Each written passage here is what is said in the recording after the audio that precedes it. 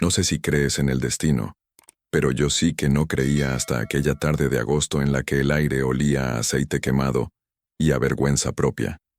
Fue el día en que miré a un hombre a los ojos y lo traté como si fuera menos que nada, como si su vida no valiera lo mismo que la mía, y el universo, con esa ironía brutal que a veces tiene, decidió enseñarme una lección que me partió el alma en dos.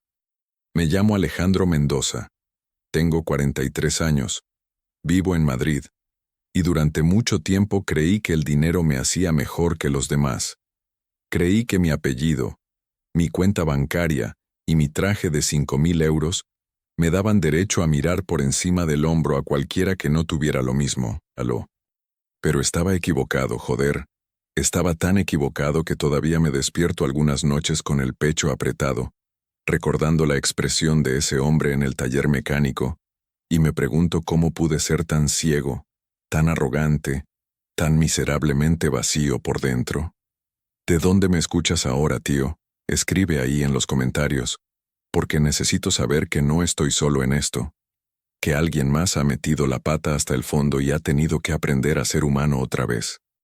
Aquella mañana de agosto el sol caía como plomo fundido sobre el asfalto de la M30, y yo conducía mi Mercedes descapotable, con la música a todo volumen, sintiéndome el dueño del mundo, con las gafas de sol puestas y la camisa blanca remangada hasta los codos, como si fuera el protagonista de una película americana de esas en las que el tipo exitoso lo tiene todo bajo control. Acababa de cerrar un negocio millonario con unos inversores alemanes, y mi ego estaba tan inflado que prácticamente flotaba por encima del coche. Iba camino a una comida en el Ritz con más inversores, gente importante, gente de mi nivel, o eso creía yo entonces. Pero el destino, ese cabrón con sentido del humor retorcido, tenía otros planes para mí.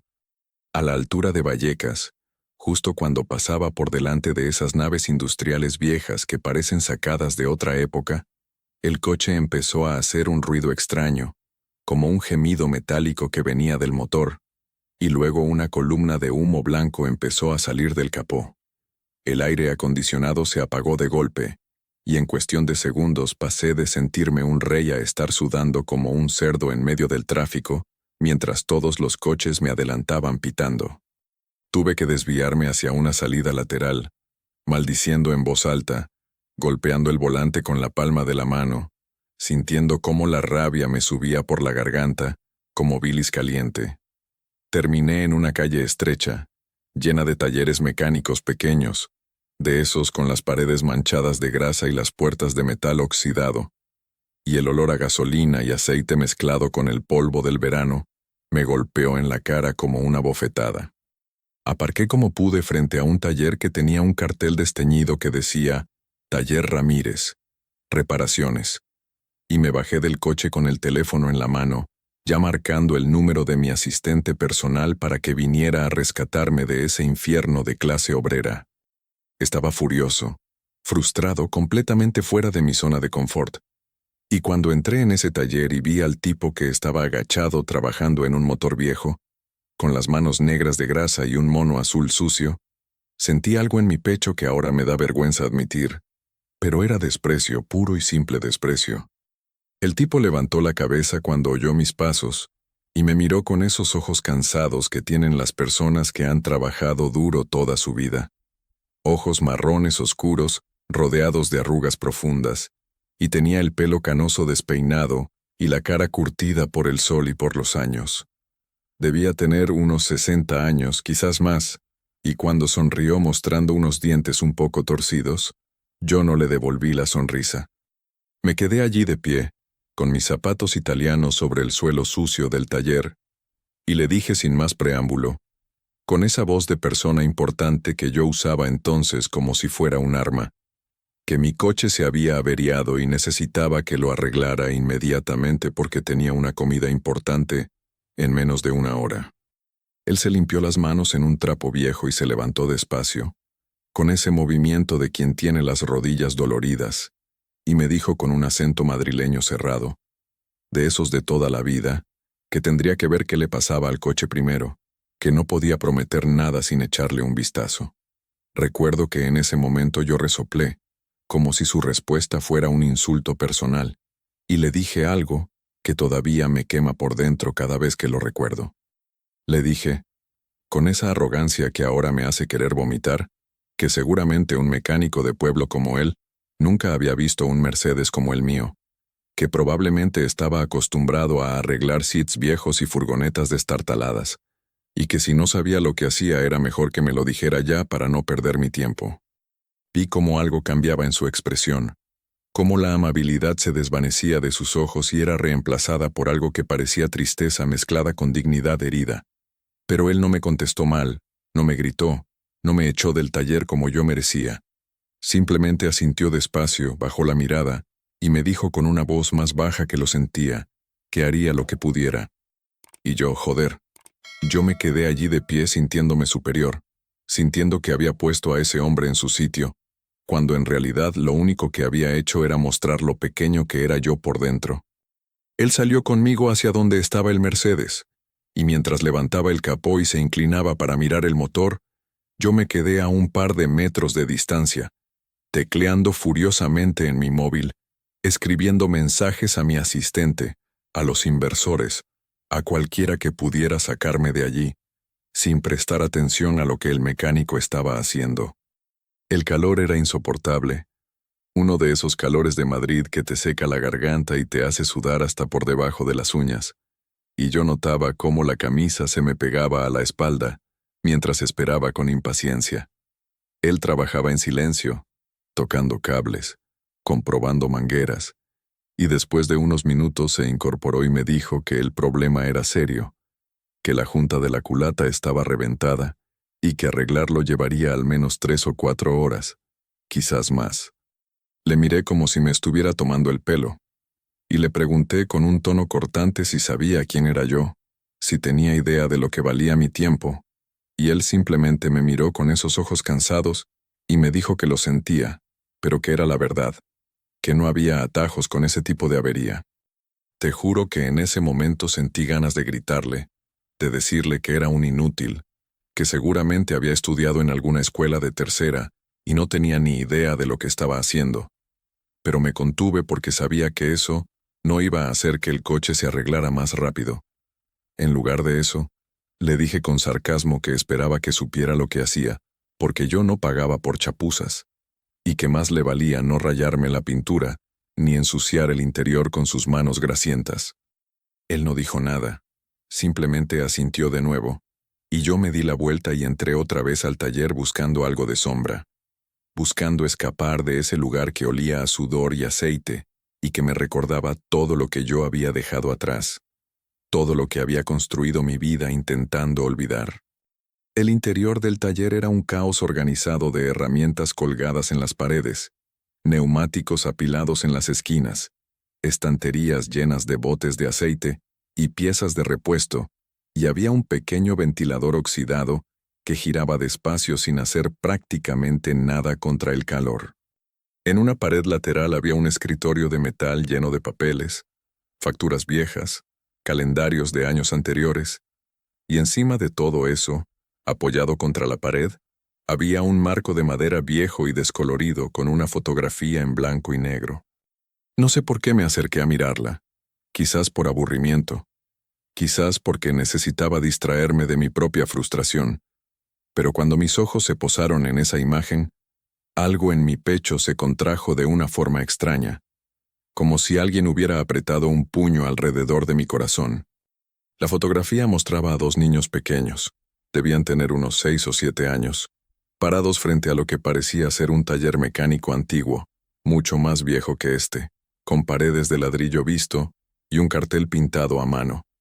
Los 2 niños sonreían a la cámara con esa inocencia que solo tienen los críos que todavía no saben lo dura que puede ser la vida, y estaban vestidos con ropa sencilla, camisas de cuadros y pantalones cortos, y tenían las manos metidas en los bolsillos. Uno de los niños tenía el pelo oscuro y rizado, y sus ojos brillaban con algo que parecía picardía mezclada con alegría. El otro niño era más delgado, con el pelo liso y claro, y tenía una sonrisa más tímida, pero igual de genuina. Y detrás de ellos, con una mano apoyada en el hombro de cada uno, Estaba un hombre mayor, robusto, con un mono de trabajo manchado y una expresión de orgullo paternal en el rostro. Al pie de la foto, escrito con una caligrafía cuidadosa pero temblorosa, se leía: Miguel y Alejandro, 1988, Taller Ramírez. Que siempre recuerden de dónde vienen. Me quedé mirando esos nombres como si fueran palabras en un idioma extranjero que mi cerebro se negaba a traducir. Miguel y Alejandro, 1988, Taller Ramírez. Y entonces, como un relámpago que parte el cielo en dos, la memoria me golpeó con una fuerza brutal y me dejó sin aire en los pulmones. Alejandro. Ese era yo. O había sido yo. Hacía tanto tiempo que casi lo había olvidado, que casi lo había borrado de mi historia personal como si fuera un capítulo vergonzoso de un libro que prefería no haber escrito. Ese niño delgado con el pelo claro y la sonrisa tímida era yo. Antes de que mi madre nos mudara a otro barrio, antes de que ella conociera a mi padrastro rico, antes de que me cambiaran el apellido y me metieran en colegios privados y me enseñaran a hablar sin acento y a vestir con ropa cara y a olvidar que alguna vez había sido pobre. Ese taller, ese maldito taller, era el taller del abuelo de Miguel, donde nuestros padres trabajaban juntos, donde Miguel y yo jugábamos entre neumáticos y herramientas mientras nuestros padres se partían la espalda arreglando coches para ganar el pan. Miguel Ramírez, mi mejor amigo de infancia. El niño con el que compartí bocadillos de tortilla cuando ninguno de los dos tenía mucho que comer. El niño con el que soñaba con ser pilotos de carreras mientras corríamos por las calles de Vallecas gritando y riendo como si el mundo fuera nuestro. Y ahora, 35 años después, yo estaba de pie en ese mismo taller, o en lo que quedaba de él, y acababa de tratar al hombre que trabajaba afuera, al mecánico de pelo canoso y manos callosas, como si fuera basura, como si fuera menos que yo, cuando en realidad era Miguel, era mi Miguel, el niño que me defendió cuando otros críos se burlaban de mí porque mi ropa estaba remendada, el niño que me prestó sus lápices de colores cuando yo no tenía ninguno, el niño que lloró conmigo el día que mi padre nos abandonó y mi madre se quedó sola con 2 trabajos y sin esperanza. Sentí como las piernas me temblaban, como el mundo se inclinaba bajo mis pies, y tuve que apoyarme en el escritorio para no caerme. La fotografía se volvió borrosa porque mis ojos se llenaron de lágrimas que no podía contener, lágrimas calientes que me quemaban las mejillas y me caían sobre la camisa blanca, dejando manchas oscuras de vergüenza y dolor. ¿Has sentido alguna vez que tu vida entera es una mentira, tío? Que todo lo que has construido, todo lo que has logrado, no vale nada porque en el proceso te has convertido en alguien que no reconoces, en alguien que traiciona lo que alguna vez fuiste. Escríbeme en los comentarios si alguna vez has tenido ese momento de despertar brutal, porque necesito saber que no soy el único que ha sido tan cobarde, tan egoísta, tan perdido en su propia importancia que ha olvidado a las personas que de verdad importaban.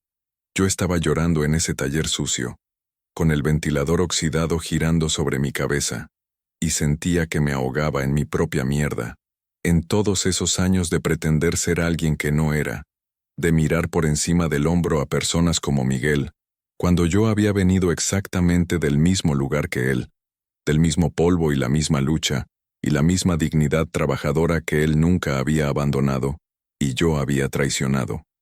Salí del taller tambaleándome, con la vista todavía nublada, y lo vi allí fuera, inclinado sobre el motor de mi Mercedes, trabajando con esas manos expertas que habían aprendido el oficio de su abuelo, del mismo abuelo que nos daba caramelos cuando éramos críos, y nos contaba historias de cuando él era joven.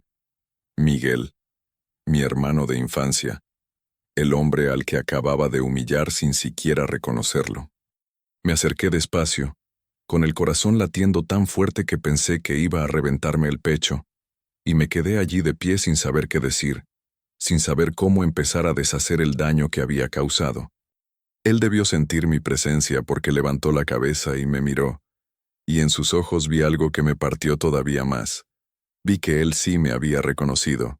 Quizás no al principio, Pero en algún momento durante esos minutos, había visto al niño que yo fui debajo del traje caro y la arrogancia. Y había decidido no decirme nada. Había decidido aguantar mi desprecio en silencio.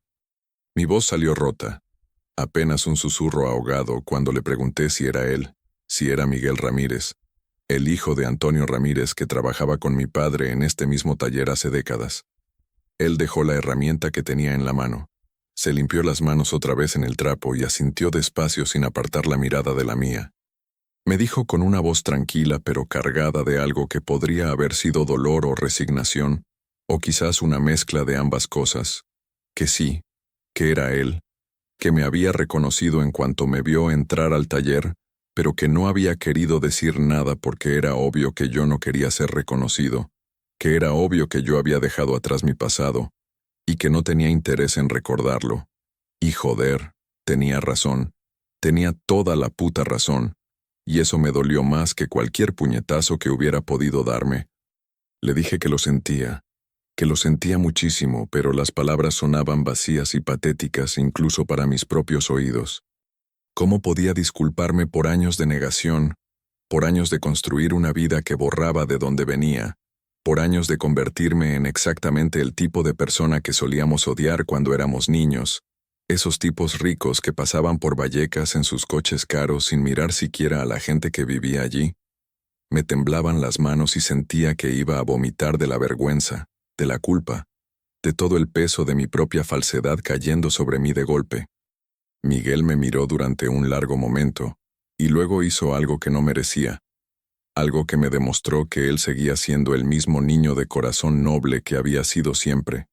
Me puso una mano en el hombro, una mano manchada de grasa pero cálida y firme, y me dijo que no pasaba nada, que la vida nos lleva por caminos diferentes, que él entendía.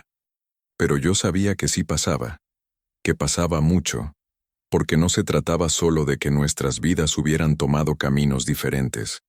Se trataba de que yo había elegido activamente olvidar quién era, de dónde venía, y en el proceso había pisoteado la memoria de todo lo que había significado algo real en mi vida.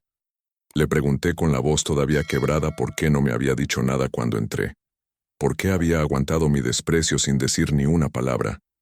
Y él sonrió con tristeza, y me dijo que porque no quería avergonzarme, que era obvio que yo había construido una vida nueva, y que no tenía derecho a arruinársela con recuerdos incómodos del pasado.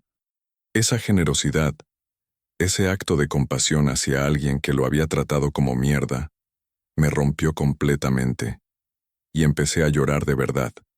No solo lágrimas silenciosas, sino sollozos profundos que me sacudían el pecho, y me cubrí la cara con las manos porque no podía soportar que me viera así, porque sentía que no merecía su amabilidad, que no merecía nada de él. Él me dejó llorar sin decir nada, con la mano todavía en mi hombro, y cuando finalmente pude controlarme un poco, cuando pude respirar sin que cada inhalación sonara como un gemido, él me dijo que entráramos al taller, que nos sentáramos un momento lejos del calor. Entramos y él sacó 2 sillas viejas de metal, de esas que rechinan cuando te sientas, y me ofreció una botella de agua fría que sacó de una nevera pequeña que tenía en una esquina. Me senté y bebí el agua con manos temblorosas, sintiendo cómo el líquido frío bajaba por mi garganta, y me devolvía un poco de compostura. Y entonces empezamos a hablar, despacio al principio, con frases cortas y silencios largos, pero luego más fluido, como si los años se fueran desprendiendo de nosotros con cada palabra. Miguel me contó que después de que yo me mudara, después de que mi madre se casara con ese empresario rico y nos llevara a vivir al barrio de Salamanca, él y su familia se quedaron en Vallecas. Me contó que su padre había muerto joven, de un infarto mientras trabajaba en el taller, que su madre había criado a él y a sus 2 hermanas sola, trabajando de limpiadora en oficinas por las noches para completar lo que el taller daba. Me contó que él había terminado el instituto y luego había ido a una escuela técnica para aprender mecánica de verdad, no solo lo que su abuelo le había enseñado de niño, y que había vuelto para hacerse cargo del taller cuando su abuelo ya no podía más. Me contó que se había casado a los 25 con una chica del barrio, Lucía, y que tenían 2 hijos, un chico de 20 años que estudiaba ingeniería y una chica de 17 que quería ser profesora. Me contó todo eso con orgullo en la voz, con esa dignidad tranquila de quien sabe que su vida tiene valor no por lo que tiene, sino por lo que ha construido con sus propias manos, por las personas que ha amado, y que lo han amado a él. Y yo, joder, yo le conté mi versión, y al hacerlo me di cuenta de lo vacía que sonaba. Le conté que mi padrastro me había adoptado legalmente, que me había cambiado el apellido a Mendoza, que me había metido en el mejor colegio privado de Madrid, y luego me había pagado la universidad en Londres. Le conté que había estudiado administración de empresas, que había vuelto a España para trabajar en la empresa de mi padrastro, que había hecho contactos, cerrado negocios, ganado millones, comprado propiedades, coches, relojes, todo lo que se supone que define el éxito. Pero mientras hablaba, mientras enumeraba todos esos logros que antes recitaba con orgullo en cenas de negocios y eventos sociales, me sonaban huecos, como si estuviera describiendo la vida de otra persona, una vida superficial y sin sustancia real. Le dije que me había casado 2 veces y me había divorciado 2 veces, que no tenía hijos porque nunca había encontrado el tiempo o las ganas, que mis días consistían en reuniones interminables, cenas con clientes, viajes a ciudades donde todos los hoteles se parecen y todas las conversaciones son iguales. Miguel me escuchaba sin juzgar, con esa capacidad que tienen algunas personas de hacer que te sientas visto de verdad, no evaluado ni medido, sino simplemente visto en tu humanidad completa. Y cuando terminé de hablar, cuando el silencio volvió a llenarlo todo excepto el zumbido del ventilador y el ruido distante del tráfico, él me preguntó algo que nadie me había preguntado nunca. Me preguntó si era feliz. Esa pregunta tan simple me golpeó como un martillo contra cristal, y me di cuenta de que no sabía cómo responder, de que llevaba tanto tiempo sin plantearme esa pregunta que había olvidado incluso que existía. ¿Era feliz? No, no lo era. Tenía todo lo que se supone que te hace feliz según las revistas y los anuncios y las conversaciones en los cócteles de empresa, pero por dentro estaba vacío. Era como una casa enorme sin muebles, llena de eco pero sin vida. Le dije que no era feliz. Y fue liberador decirlo en voz alta, admitir esa verdad que había estado enterrando bajo capas de éxito profesional y adquisiciones materiales.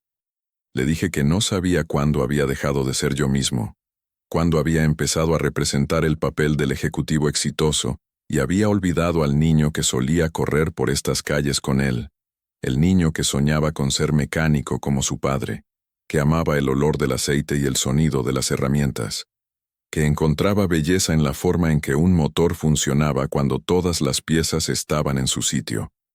Miguel sonrió con tristeza y me dijo que él había pensado en mí muchas veces a lo largo de los años, que se había preguntado qué había sido de aquel niño tímido que era su mejor amigo, y que cuando me vio entrar al taller esa mañana, convertido en ese hombre arrogante con traje caro, había sentido pena, no desprecio sino genuina pena, porque era obvio que yo había perdido algo esencial en el camino. Hablamos durante horas, tío. Horas que pasaron como minutos mientras el sol se movía por el cielo y las sombras del taller cambiaban de posición.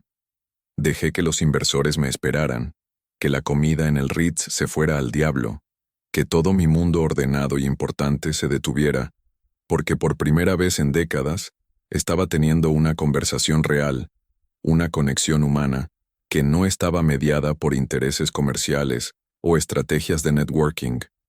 Miguel me contó historias de nuestro barrio.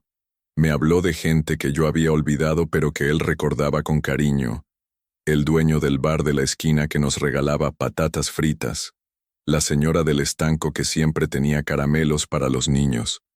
El cura de la iglesia que organizaba campeonatos de fútbol en verano. Me habló de una comunidad que yo había dejado atrás como si fuera un traje viejo, sin darme cuenta de que esa comunidad era lo que me había hecho quien yo era realmente, no el dinero, ni el apellido nuevo, ni los colegios caros.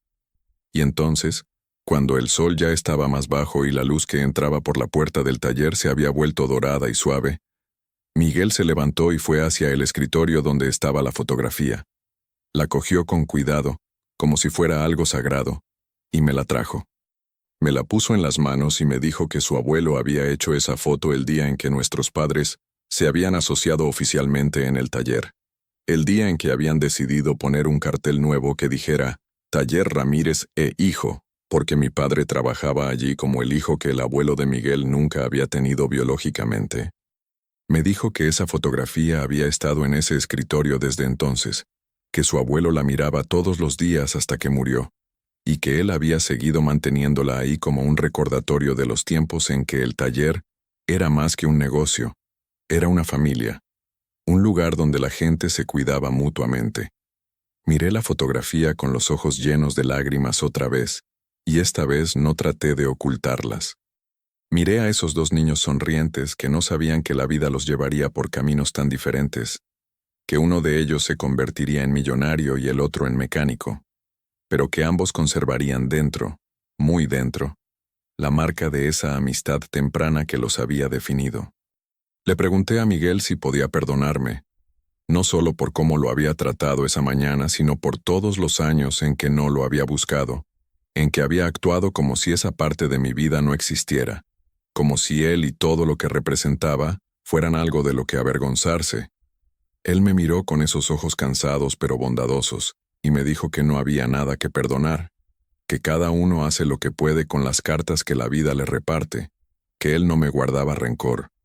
Pero yo sabía que aunque él no me guardara rencor, yo tendría que aprender a perdonarme a mí mismo, y eso iba a ser mucho más difícil. Cuando finalmente salimos otra vez hacia donde estaba mi Mercedes, la tarde estaba cayendo y el calor había cedido un poco, reemplazado por esa brisa suave que llega a Madrid al final de los días de verano. Miguel había terminado de arreglar el coche mientras hablábamos. Había trabajado en él entre conversación y conversación, con esa eficiencia silenciosa de quien conoce su oficio al dedillo. El motor estaba reparado, la junta reemplazada. Todo funcionaba perfectamente otra vez. Le pregunté cuánto le debía, sacando la cartera del bolsillo, pero él negó con la cabeza y me dijo que no le debía nada, que era un regalo, un reencuentro entre viejos amigos. Yo insistí. Le dije que no podía aceptar eso, que dejara que le pagara al menos el coste de las piezas, pero él fue inflexible con una suavidad que no admitía discusión. Lo que hice entonces fue algo que no había planeado, algo que salió de un lugar profundo en mi pecho que ni siquiera sabía que existía todavía. Saqué mi móvil y marqué el número de mi asistente, y cuando ella contestó con esa voz eficiente de quien está acostumbrada a resolver mis crisis, le di instrucciones claras. Le dije que cancelara todas mis reuniones del día, que presentara mis disculpas a los inversores, que reprogramara todo para la semana siguiente. Le dije que había surgido algo importante, algo que no podía esperar, y que no estaría disponible hasta mañana. Cuando colgué, miré a Miguel y le pregunté si podía invitarlo a cenar, a él y a su familia. Quería conocer a su esposa e hijos, quería compensar aunque fuera un poco todos esos años perdidos. Él pareció sorprendido. Abrió la boca para protestar, probablemente para decir que no era necesario, pero yo lo interrumpí y le dije por favor, que necesitaba hacer esto, que necesitaba empezar a reconstruir algo que había roto hacía mucho tiempo. Terminamos en un restaurante pequeño en el mismo barrio de Vallecas, no en el Ritz ni en ninguno de los lugares elegantes donde yo solía comer, sino en un sitio familiar con manteles de cuadros rojos y blancos, y olor a ajo frito y pan recién hecho. La esposa de Miguel, Lucía, era una mujer cálida de risa fácil y ojos inteligentes, y sus hijos eran educados pero curiosos. Me hacían preguntas sobre mi trabajo y mi vida con esa franqueza que tienen los jóvenes, que todavía no han aprendido a fingir. Comimos cocido madrileño y bebimos vino tinto, y yo escuché más de lo que hablé. Escuché las historias de su familia, sus sueños, sus preocupaciones, sus alegrías cotidianas, y me di cuenta de que esa mesa tenía más riqueza real que cualquier cena de negocios en la que había estado en mi vida. Durante la cena, el hijo de Miguel, Carlos, me preguntó a qué me dedicaba exactamente, y cuando le conté sobre mi empresa de inversiones, sobre los proyectos que manejábamos, Él me dijo con entusiasmo que estaba estudiando ingeniería industrial y que su sueño era algún día tener su propia empresa de tecnología sostenible. Había algo en sus ojos, un brillo de ambición mezclado con idealismo, que me recordó a mí mismo hace 20 años, antes de que el cinismo y la codicia lo corrompieran todo. Le pregunté más sobre sus ideas, y él me habló de proyectos de energía solar aplicada a comunidades con recursos limitados, de sistemas de reciclaje innovadores, de tecnología al servicio de la gente real y no solo del beneficio corporativo. Y mientras lo escuchaba se me ocurrió algo, una idea que empezó como un impulso pero que rápidamente se convirtió en una certeza. Le dije a Carlos que me gustaría ayudarlo, que si estaba interesado, podía conectarlo con inversores que yo conocía que estaban buscando exactamente ese tipo de proyectos con conciencia social. Le dije que podía darle mentoría en cómo presentar sus ideas, cómo estructurar un plan de negocios, cómo navegar ese mundo de financiación que yo conocía tan bien. Vi cómo sus ojos se abrían con sorpresa y esperanza, y vi cómo Miguel me miraba con una expresión compleja, algo entre gratitud y cautela, como si no estuviera seguro de si podía confiar en mis intenciones. Yo entendí esa cautela, joder. La entendí perfectamente porque yo había demostrado esa mañana exactamente qué tipo de persona era, o qué tipo de persona había dejado que me convirtiera. Pero le sostuve la mirada y le dije con toda la sinceridad que pude reunir, que hablaba en serio, que quería hacer esto, que quería usar los recursos y conexiones que tenía para ayudar a alguien que lo merecía, para empezar a reparar algo del daño que había causado al mundo con mi egoísmo y mi indiferencia. ¿Alguna vez has tenido la oportunidad de hacer algo bien después de haber hecho tantas cosas mal, tío? Comenta ahí abajo qué harías tú si pudieras cambiar el rumbo de tu vida en un solo día, porque yo siento que ese día fue exactamente eso para mí, el punto de inflexión donde todo podía cambiar o quedar igual para siempre. La cena terminó tarde, con abrazos y promesas de volver a vernos, de no dejar pasar tanto tiempo, de mantener el contacto.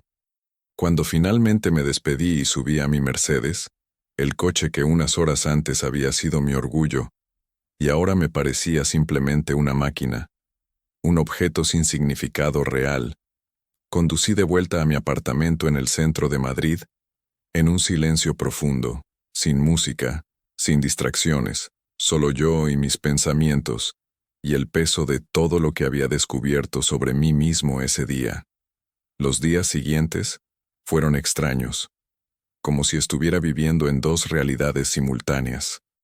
Por un lado seguía yendo a la oficina, seguía asistiendo a reuniones, seguía cerrando tratos y firmando contratos, pero había algo diferente en la forma en que lo hacía, una distancia nueva, como si estuviera observando mi propia vida desde fuera. Por otro lado, empecé a pasar tiempo con Miguel y su familia, los invitaba a cenar, iba al taller a visitarlo cuando podía, y poco a poco empecé a reconectar con esa parte de mí que había enterrado. Empecé a recordar cosas que pensaba que había olvidado, el sabor de los churros con chocolate que mi madre me compraba los domingos cuando podía permitírselo, el sonido de los partidos de fútbol en la televisión del bar del barrio, la sensación de correr descalzo por las calles en verano porque mis únicos zapatos estaban rotos. Y empecé a hacer cambios en mi vida, cambios pequeños al principio pero significativos. Empecé a buscar proyectos de inversión que tuvieran impacto social real, no solo rentabilidad máxima. Empecé a involucrarme personalmente en lugar de delegar todo a mis empleados. Empecé a conocer a los emprendedores detrás de los proyectos, a entender sus motivaciones, a verlos como personas y no como oportunidades de negocio. Cumplí mi promesa a Carlos, y lo conecté con varios inversores. Incluso invertí dinero de mi propio bolsillo en su proyecto de energía solar comunitaria, y vi cómo algo que había sido solo una idea, en la cabeza de un joven idealista, empezaba a tomar forma real, a convertirse en algo que iba a ayudar a gente de verdad. Pero lo más importante fue que empecé a cambiar la forma en que trataba a las personas. Todas las personas. No solo las que estaban en mi círculo social o las que podían hacer algo por mí. Empecé a mirar a los ojos al portero de mi edificio y preguntarle cómo estaba su familia. Empecé a dar propinas generosas a los camareros y a agradecerles de verdad su servicio. Empecé a pararme a hablar con el señor que vendía periódicos en la esquina de mi oficina, en lugar de pasar de largo mirando el móvil. Empecé a practicar algo que suena simple pero que había olvidado completamente. Empecé a practicar la humanidad básica, el reconocimiento de que cada persona que me cruzo en la vida tiene su propia historia, sus propias luchas, su propia dignidad que merece respeto. No fue fácil, tío. No voy a mentir y decir que todo cambió de la noche a la mañana y que me convertí en una persona perfecta.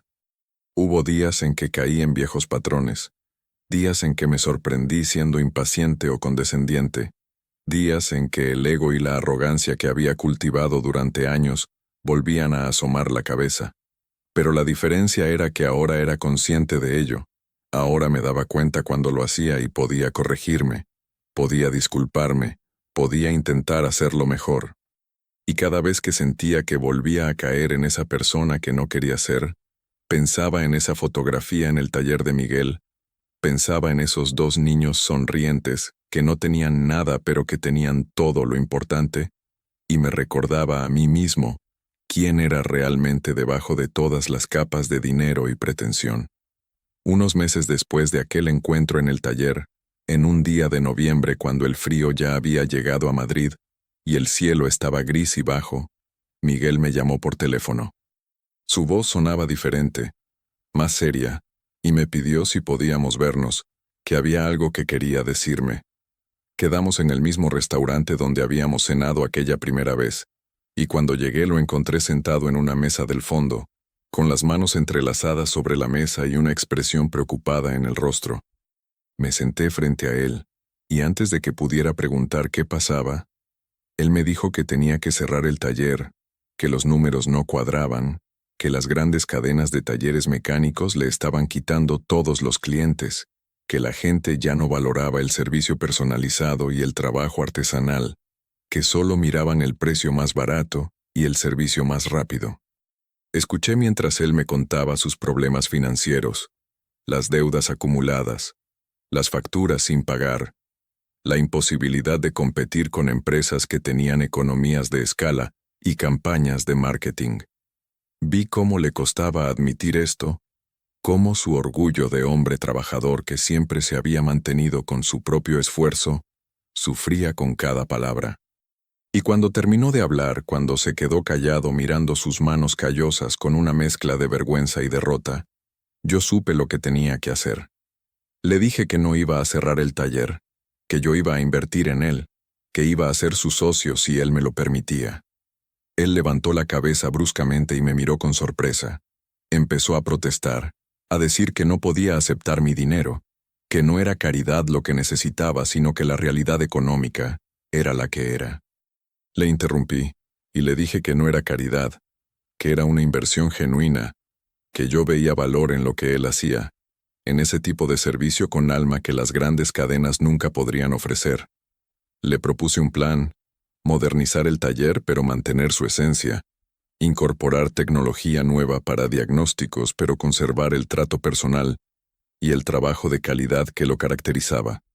Le propuse crear un modelo de negocio que combinara eficiencia con humanidad, que atrajera clientes, no por ser el más barato, sino por ser el mejor, por ofrecer algo que ninguna cadena podía ofrecer: confianza, experiencia, cuidado real. Vi cómo la esperanza volvía a sus ojos, cómo algo en su postura se enderezaba, y cuando me tendió la mano para sellar el acuerdo, cuando sentí su palma callosa contra la mía, supe que estaba haciendo algo correcto, algo que mi padre habría estado orgulloso de ver, algo que el niño en esa fotografía habría entendido perfectamente. Trabajamos juntos durante los siguientes meses para transformar el taller. Contratamos a 2 mecánicos jóvenes más, invertimos en equipamiento moderno, creamos una presencia online, pero todo eso sin perder la esencia del lugar. El cartel viejo se quedó, la fotografía seguía en el escritorio, las historias del barrio seguían siendo parte de la experiencia. Y funcionó, tío, funcionó mejor de lo que cualquiera de nosotros había esperado. Los clientes empezaron a volver. No solo los viejos clientes del barrio, sino gente nueva que había oído hablar del sitio, que apreciaba ese equilibrio entre tradición y modernidad, entre tecnología y trato humano. El taller Ramírez se convirtió en algo más que un negocio. Se convirtió en un símbolo de que es posible hacer las cosas diferentes, que es posible tener éxito sin perder el alma. Pero más allá del éxito del negocio, lo que realmente importaba era lo que todo esto había significado para mí. Había recuperado una parte de mí mismo que creía perdida para siempre. Había reencontrado a mi hermano de infancia, y a través de él me había reencontrado a mí mismo. Había aprendido que el verdadero valor de una persona no está en su cuenta bancaria ni en su código postal, ni en la marca de su reloj, sino en su capacidad de conectar con otros seres humanos, de tratar a cada persona con dignidad, de recordar siempre que todos estamos hechos de la misma carne y sangre y sueños rotos y esperanzas terco. Había aprendido que puedes tener todo el dinero del mundo y estar completamente vacío por dentro, y que puedes tener muy poco en términos materiales y ser inmensamente rico en las cosas que realmente importan. Ahora, cuando conduzco por Madrid, ya no miro a las personas en la calle como si fueran parte del paisaje. Las miro de verdad. Me pregunto qué historias cargan, qué batallas están peleando, qué alegrías guardan en sus corazones. Cuando entro en un comercio pequeño, un bar, una tienda de barrio, hablo con la gente que trabaja allí, aprendo sus nombres, me intereso por sus vidas. He aprendido a escuchar más y a hablar menos, a cuestionar mis juicios inmediatos sobre las personas, a recordar siempre que cada uno está haciendo lo mejor que puede, con las cartas que la vida le ha repartido. Y cuando veo a alguien en una posición de servicio, un camarero, un limpiador, un mecánico, un cajero, me aseguro de tratarlos con el respeto y la dignidad que merecen, porque ahora sé que en cualquiera de ellos podría estar viendo a un viejo amigo que no reconozco, o a alguien cuya vida podría tocar la mía de formas que no puedo imaginar. La fotografía que estaba en el taller de Miguel ahora tiene una copia enmarcada en mi oficina, colgada en la pared detrás de mi escritorio donde la puedo ver todos los días. Y cuando tengo reuniones con inversores o clientes potenciales, y ellos ven esa foto y me preguntan quiénes son esos niños, no cambio de tema ni invento una historia vaga. Les cuento la verdad. Les cuento de dónde vengo. Les cuento sobre Miguel. Les cuento sobre el día en que me burlé de un mecánico sin saber que era mi mejor amigo de infancia. Les cuento sobre la lección más importante que he aprendido en mi vida. Que no importa cuánto dinero ganes o qué tan alto subas, si pierdes tu humanidad en el proceso, has perdido todo lo que realmente importa. Algunos de esos inversores me miran raro cuando cuento esta historia. Probablemente piensan que me he vuelto sentimental o que he perdido mi filo competitivo. Pero otros, los mejores, los que realmente entienden de qué va la vida, asienten con la cabeza y comparten sus propias historias de momentos en que tuvieron que replantearse quiénes eran y qué querían ser. Y esas son las personas con las que elijo trabajar ahora. Las personas que entienden que los negocios no tienen que estar reñidos con la ética, que el éxito no tiene que venir a costa de tu alma, que es posible construir algo grande sin pisar a los demás en el camino. Miguel y yo nos vemos regularmente ahora, no solo para hablar de negocios, sino como los amigos que siempre fuimos. Cenamos juntos, nuestras familias se reúnen, y hemos creado nuevas memorias que se suman a aquellas viejas de nuestra infancia. Sus hijos me llaman tío Alejandro, y yo les cuento historias de cuando su padre y yo éramos críos, y corríamos por las calles soñando con el futuro. Y cuando veo a Carlos trabajando en su empresa de energía sostenible, cuando veo cómo está construyendo algo con propósito y corazón, siento que de alguna manera estoy contribuyendo a un legado que va más allá de mí, un legado de valores y humanidad que espero que él pase a la siguiente generación. He aprendido que la vida te da segundas oportunidades cuando menos las esperas, que a veces necesitas perder el rumbo completamente para encontrar el camino de vuelta a casa, que las lecciones más importantes a menudo vienen disfrazadas de humillaciones y momentos de vergüenza profunda que te rompen por dentro, pero que, si las aceptas y aprendes de ellas, te reconstruyen en algo mejor de lo que eras antes. Aquella tarde de agosto cuando mi coche se averió frente al taller de Miguel, no fue una desgracia, fue un regalo, una intervención del destino, o de Dios, o de lo que sea que mueve los hilos de nuestras vidas, para recordarnos quiénes somos realmente. Y yo elegí aceptar ese regalo, elegí mirar esa fotografía vieja y dejar que me partiera el corazón, elegí llorar y sentir toda la vergüenza y el dolor, y luego elegí levantarme y ser diferente. No soy perfecto, todavía meto la pata, todavía hay días en que el viejo Alejandro arrogante intenta tomar el control, pero la diferencia es que ahora tengo un ancla, tengo esa fotografía, y tengo a Miguel, y tengo el recuerdo constante de quién soy debajo de todo lo demás. Tengo la memoria de ese niño delgado con sonrisa tímida, que jugaba entre neumáticos y herramientas, que compartía bocadillos con su mejor amigo, que soñaba con arreglar coches y hacer feliz a su mamá.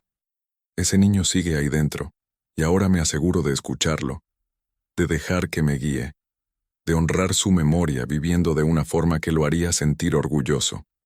¿Qué habría pasado si aquel día no hubiera entrado al taller? Si no hubiera visto esa fotografía, si Miguel no hubiera tenido la generosidad de perdonarme y darme otra oportunidad, probablemente habría seguido por el mismo camino, cada vez más rico en el banco y más pobre en el espíritu, cada vez más aislado en mi torre de cristal mirando hacia abajo a todos los demás. Habría llegado al final de mi vida con una fortuna considerable y un corazón vacío, rodeado de conocidos pero sin verdaderos amigos, con éxito profesional pero sin significado personal. Pero el destino, ese cabrón hermoso, me puso en el camino correcto justo cuando más lo necesitaba, justo antes de que fuera demasiado tarde para cambiar. Ahora cuando paso por Vallecas, ya no lo hago con las ventanillas subidas y la música alta tratando de aislarme de esa realidad que alguna vez fue la mía. Bajo las ventanillas, respiro el aire del barrio, saludo a la gente que veo en las calles, me detengo en el bar de la esquina a tomarme un café y charlar con el dueño sobre el partido del fin de semana. He vuelto a las raíces, no físicamente porque sigo viviendo en mi apartamento del centro, pero emocional y espiritualmente, he vuelto a ese lugar que me hizo quien soy realmente, y ya no me avergüenzo de ello, lo celebro, lo abrazo, lo llevo con orgullo como debería haber hecho siempre. Y la lección más grande que he aprendido, la que intento transmitir a cualquiera que quiera escucharla, es esta. Nunca sabes quién es la persona que tienes delante. Nunca sabes qué batallas está peleando, qué historia carga en su espalda, qué conexión invisible podría tener contigo. Cada persona merece respeto, cada persona merece dignidad, cada persona merece ser vista y tratada como un ser humano completo y valioso. No importa si es un mecánico o un millonario, un limpiador o un ejecutivo, un mendigo o un banquero, todos merecemos lo mismo: humanidad, compasión, bondad. Y cuando tratas mal a alguien, cuando miras por encima del hombro, o desprecias a otro ser humano por su posición o apariencia, no solo los estás hiriendo a ellos, te estás hiriendo a ti mismo. Estás rompiendo algo esencial en tu propia alma que luego es muy difícil de reparar. Si esta historia te ha tocado de alguna manera, si has sentido algo mientras la escuchabas, déjame una palabra ahí abajo en los comentarios. Escribe lo que sientas: fe, esperanza, perdón, segunda oportunidad, humanidad, lo que sea que resuene en tu corazón ahora mismo.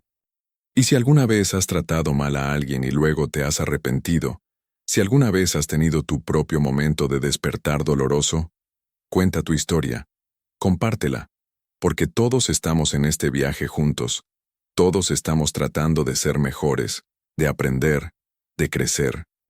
Y créeme cuando te digo que no hay vergüenza en admitir que te equivocaste. La verdadera vergüenza está en no hacer nada al respecto, en seguir por el mismo camino destructivo, cuando el universo te está gritando que cambies de dirección.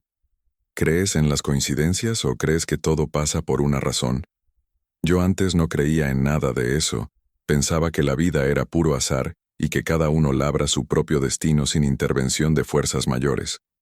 Pero después de lo que viví, después de que mi coche se averiara justo frente al taller de Miguel, después de ver esa fotografía en el momento exacto en que necesitaba verla, ya no estoy tan seguro.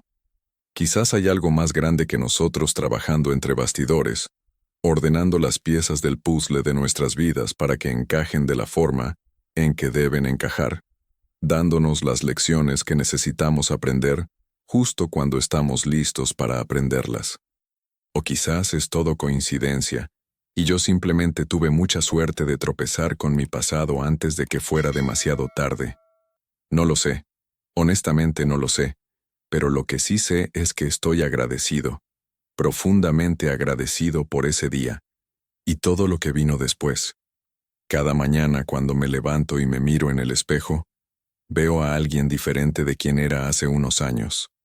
Veo las mismas arrugas alrededor de los ojos, el mismo pelo que empieza a tener algunas canas, la misma estructura ósea, pero hay algo diferente en la mirada, algo más suave, más humano, menos duro.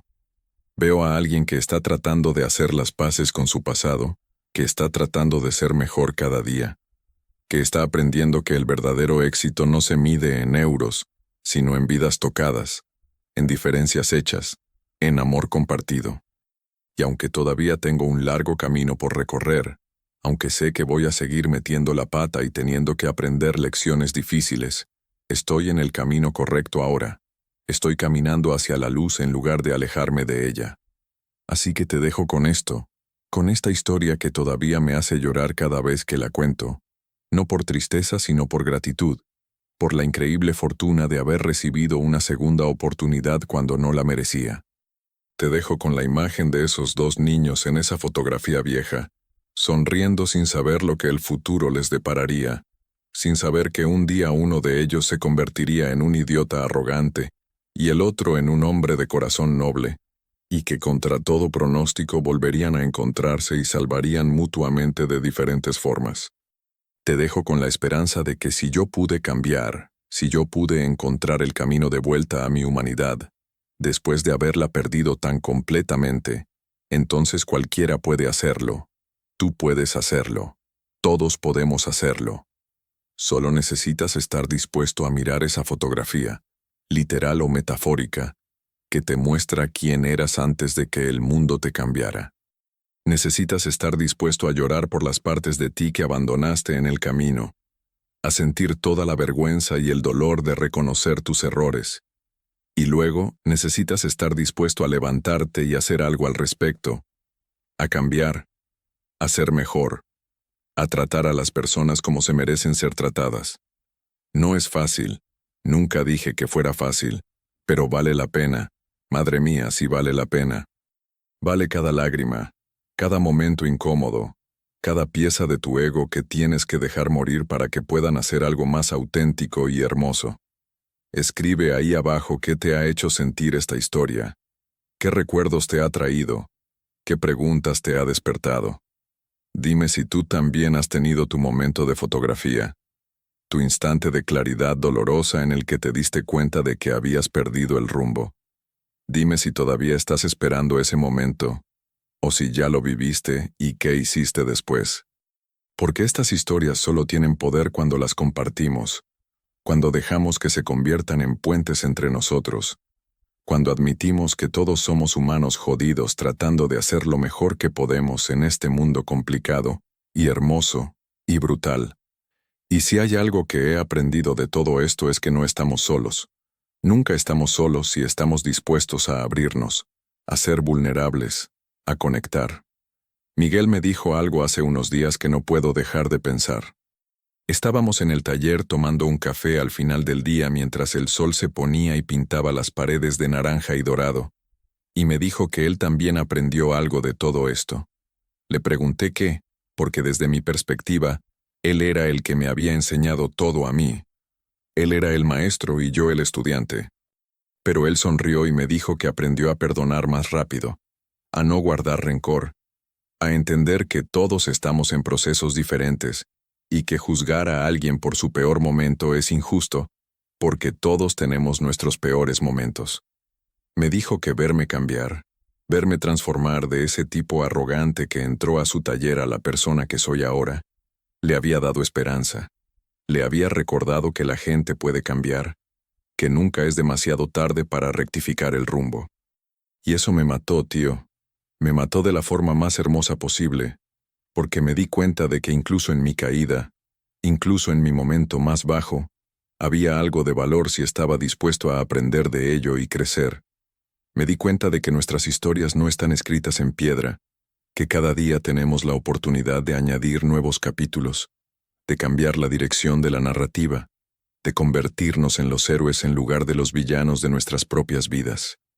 Y si yo pude hacerlo, si este tipo que se burló de un mecánico sin saber que era su mejor amigo de infancia, pudo aprender humildad y compasión y humanidad, entonces hay esperanza para todos nosotros.